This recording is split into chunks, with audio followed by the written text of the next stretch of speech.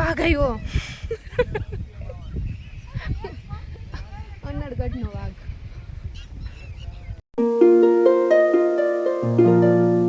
દોસ્તો અત્યારે વાગી રહ્યા છે સાંજના 5 અને આ તરફ જ્યારે નીકળીએ ને ત્યારે તમે જોઈ શકો છો ઓલરેડી ચોમાસાનું વાતાવરણ તો છે જ, બટ અત્યારે આ તરફ તો ચારે તરફ હરિયાળી હરિયાળી જોઈ શકાય છે. અને આજે મારે બી કંઈ કામ નહોતું આવ્યું એટલે મેં પણ થોડી ફ્રી હતી તો લાગ્યું ચાલો થોડા દૂર જઈએ અહીંયા ભીડભાડવાળી જગ્યામાંથી, અને નેચરલ જ્યાં પ્રકૃતિ હોય એ વસ્તુ મને વધારે ગમે છે, ખાસ કરીને પહાડો. અને અત્યારે ચોમાસાનું વાતાવરણ હોય એટલે ચારે તરફ ગ્રીનહરી તો જોવા મળી જ જાય. અત્યારે ચોમાસું છે એટલા માટે તો અમે અહીંયા અત્યારે જ્યાં અમે આવી છું એ તો તમને ખબર પડી જ ગઈ છે આગળ થંબનેલ જોઈને. તો જણાવી જ દઉં કે આ કઈ જગ્યા છે. ઓલરેડી અનડગઢ. કેટલા લોકોએ અનડગઢ જોયું છે જરા કમેન્ટ્સ કરો તો. ચલો તો. એન્ડ નહીં તો આજે નથી જોયું તો મારા વ્લોગમાં તો મેં તમને બતાવવાની છું. સો ફાઇનલી અનડગઢની ઉપર આ રીતે જવાય છે એન્ડ સામે દેખાઈ રહ્યું છે. ચલો જઈએ અનડગઢ. આજે મેં બી તમને તમારી જોડે શેર કરીશ કે અનડગઢ ક્યાં આવેલું છે એન્ડ અહીંયા ઉપર શું આવેલું છે. હું ત્રિષ અગ્રાવત આજે આવી ગઈ હતી. ચલો કેવું ગઢ હે કેવું ગઢ.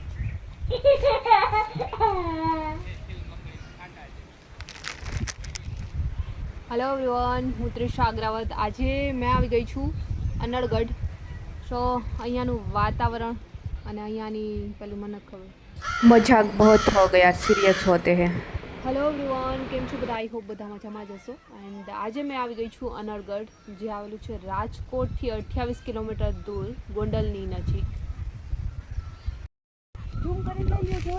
જુઓ અહીંયા છે ને પક્ષીઓ વધારે છે અને વાંદરાઓ બી હોય છે, બટ અત્યારે દેખાઈ નથી રહ્યા. અને અહીંયા અત્યારે આ મોર તમે જોઈ શકો છો, મોર વધારે જોવા મળે છે અને પક્ષીઓના કલરવ બી સંભળાય છે. એટલું સરસ પ્રકૃતિના ખોળે આવી ગયા હોય ને એવું લાગે છે. હજી મારે બોલવું છે. અને અહીંયા જાણે એવું લાગે કે આવી ગયા હોય તો પ્રકૃતિના ખોળે આવી ગયા છીએ, કેમ કે અહીંયા ચારે તરફ હરિયાળી હરિયાળી છે, તમે જોઈ શકો છો. એન્ડ અનડગઢ એવું નામ છે તો આઈ થિંક અંદર ગઢ બી આવેલો હશે, તો મેં ત્યાં જઈશ અંદર એટલે તમારી જોડે શેર કરીશ. અને કંઈક સામે મંદિર બી દેખાઈ રહ્યું છે, તો મંદિર શાનું છે એ બી પહેલાં દર્શન કરવા જઈશ. અને ગઢ શાનો છે જોવા જઈશું એ બી તમારી જોડે મેં શેર કરીશ આગળ વ્લોગમાં. તો ત્યાં સુધી આગળ વ્લોગમાં બન્યા રહેજો.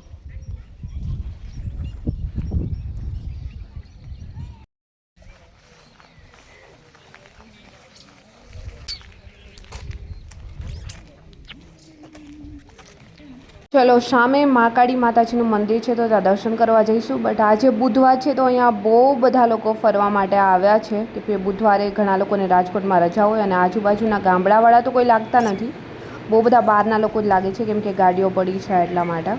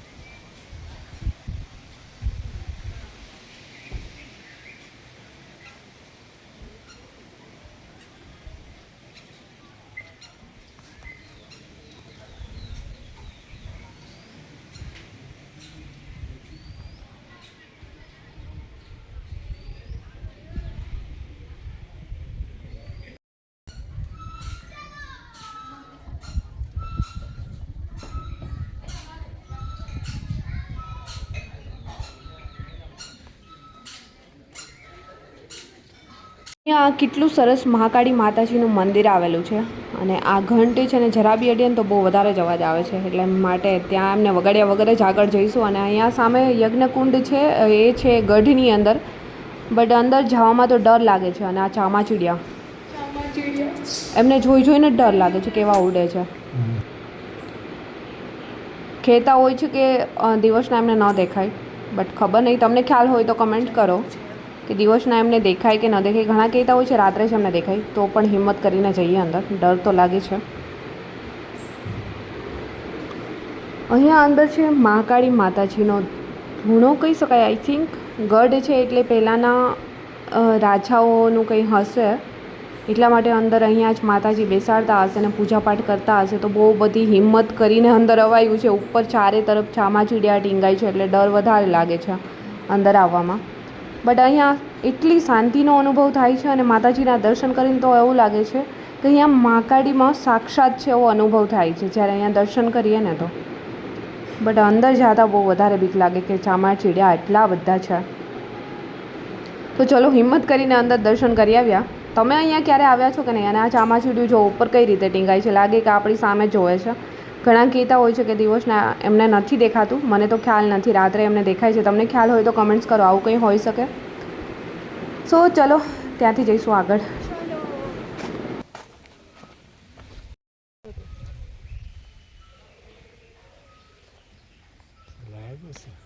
ચલો I don't know.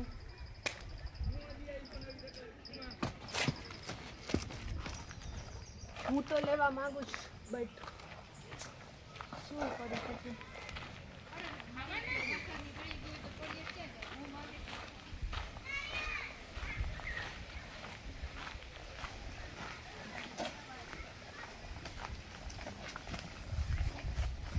અહીંયાથી શોર્ટ લ્યો, મસ્ત આવશે.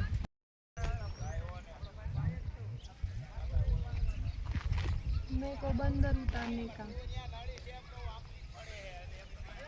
ઓકે જોયા હશે ને આ ડાઈવા હોય ને એટલે એણે છે ને પેલું કર્યું હોય. આ ગઢની ફરતી કોર એટલું સરસ, આમ મતલબ વાડીઓ, જંગલો અને પ્રકૃતિના ખોળે આવ્યા હોય એવું લાગે. સરસ, તમે એકવાર જરૂર આવજો. અને અહીંયા અત્યારે મેં જઈ રહી છું નીચે, પાછળ સીડી જેવું દેખાય છે તો જોઈએ ગઢ ઉપર જવાય છે કે નહીં. અહીંયાથી આગળ તો ગઢ ઉપર જવાની જે સીડી છે ત્યાં બંધ કરેલું છે, ઉપર નહીં જવા દેતા હોય. બટ અહીંયા પણ લાગે છે કે જવાય એવું નથી. અહીંયા જસ્ટ ભોળાનાથનું મંદિર છે તો ચાલો એમના દર્શન કરીશું.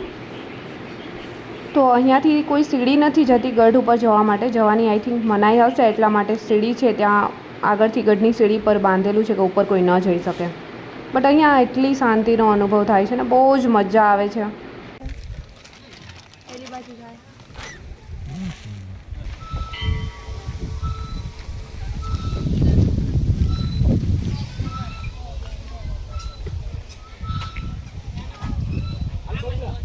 આ તરફ જુઓ, અહીંયા કેટલા બધા લોકો છે અહીંયા ફરવા માટે આવેલા છે. બધા કાર લઈને, કોઈ ટુ વ્હીલ લઈને, કોઈ વેનિટી વાન લઈને, બહુ બધા લોકો જોવા મળે છે. આજે બુધવાર છે તો આઈ થિંક બધા લોકોની રજા હોય એ લોકો જોવા મળી શકે છે.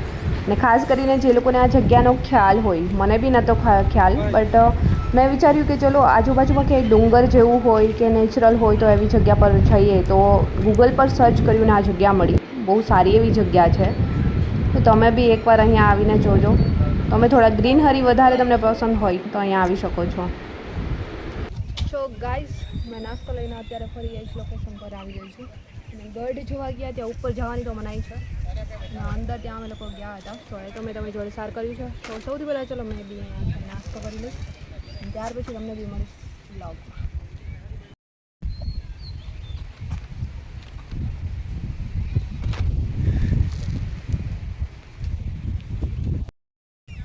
વાઘ આવ્યો. અનડગઢનો વાઘ. સો ફાઇનલી દોસ્તો નાસ્તો બી થઈ ગયો છે અને થોડું અંધારું બી થવા લાગ્યું છે. સો ચલો હવે મેં બી નીકળી જઈશ એન્ડ જઈશું ડાયરેક્ટલી રાજકોટ. તમે લોકોએ જો અનડગઢ ક્યારે ન જોયું હોય ને તો ફરવાલાયક જગ્યા છે, એકવાર અહીંયા જરૂર આવજો. અને નેચરલ કુદરતી હરિયાળી બહુ વધારે છે અહીંયા. સો બહુ જ મજા આવે એવી નેચરલ જગ્યા છે. સિટીથી થોડા દૂર આવે તો માઇન્ડ બી ફ્રેશ થાય.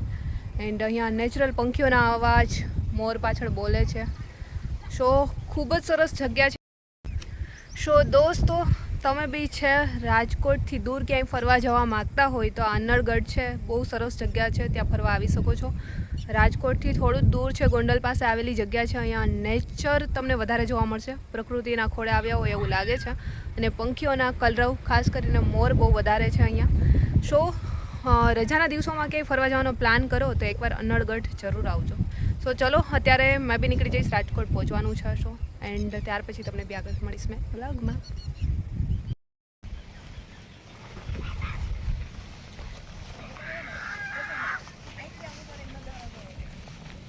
હજી ઘણા દિવસ પછી મેં પણ છે વ્લોગ શૂટ કર્યો છે અને ડેઈલી ટ્રાય કરીશ કે વ્લોગ લાવી શકું.